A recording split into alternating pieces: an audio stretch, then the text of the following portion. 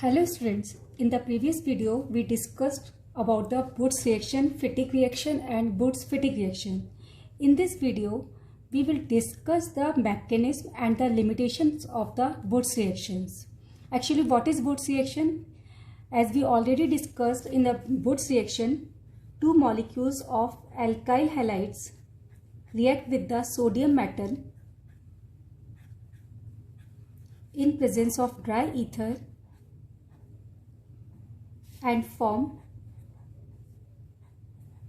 higher alkanes. Okay, now we will discuss what is the limitations. We will discuss first what is the mechanism of this reaction, how these reactions occur. Mechanism. So first of all, sodium will lose one electron and form sodium ion. This is the first step of the Boots reaction. Next, in the next step, as there is alkyl halide and halogen is more electronegative atom in comparison to the carbon, so there will be partial positive charge on the carbon atom and partial negative charge on the halogen atom.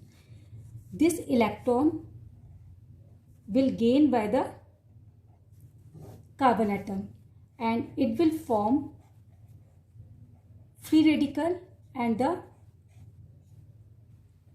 X minus. This Na and X will combine and form the sodium halides. As there are so many molecules of the free radicals, and free radicals are unstable and very reactive species because of the unpaired electron, so they easily paired up with another free radical and form higher alkanes. This is the product of the Boots reaction. Now consider one example of the methyl bromide. What happens when methyl bromide react with the sodium metal?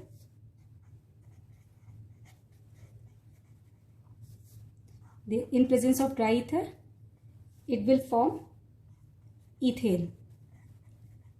How this reaction occur? First step, sodium will lose electron and form the sodium ion. CH3Br bond will break like this, negative charge and positive charge. Electron will gain by the CH3 positive.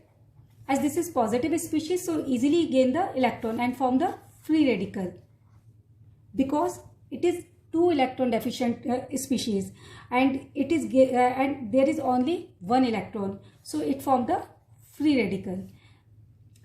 To form the stable compound, it required one more electron. Methyl free radical react with another methyl free radical and form the ethane as a major product, and Na plus combined with the Br negative and form the NaBr. So this is the mechanism of Boots reaction. Now we will discuss what are the limitations of the Boots reaction. Now consider two different alkyl halides like CH3Br and C2H5Br. So there are the possibility of the formation of three products. React in presence of dry ether. They can form CH3CH3. They can form CH3C2H5 and one product from C2H5 C2H5. Why three products? Because there are two free radicals, CH3 free radicals and C2H5 free radicals. CH3 free radicals can combine with another CH3 free radical and can form ethane. CH3 free radical can combine with the ethyl free radical and can form propane. Ethyl free radical can combine with another ethyl free radical and can form butane. So there are the chances of the three product. And as we know, these alkanes have very low difference of the boiling and melting points, so it is difficult to separate them by fractional distillation, is generally not used. So we can't separate them by the fractional distillation. So generally this method, Wurtz reaction, is used to form the symmetrical alkanes. Symmetrical alkanes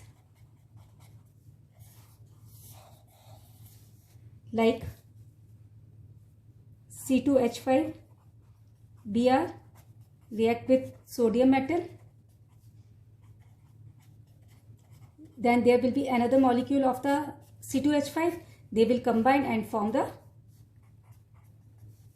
C4H10. Okay. Symmetrical alkanes are those in which IUPAC name remains same from both sides. Or we can say by this method we can get only even number alkanes. And second limitation is this: we can't get methane by this method, because in methane there is only one carbon, and in the Wurtz reaction two free radicals combined, at least two free radicals combined. So we get higher alkanes, not methane. These are the two limitations of this method. Hope this topic is clear to all. Thank you very much for watching the video.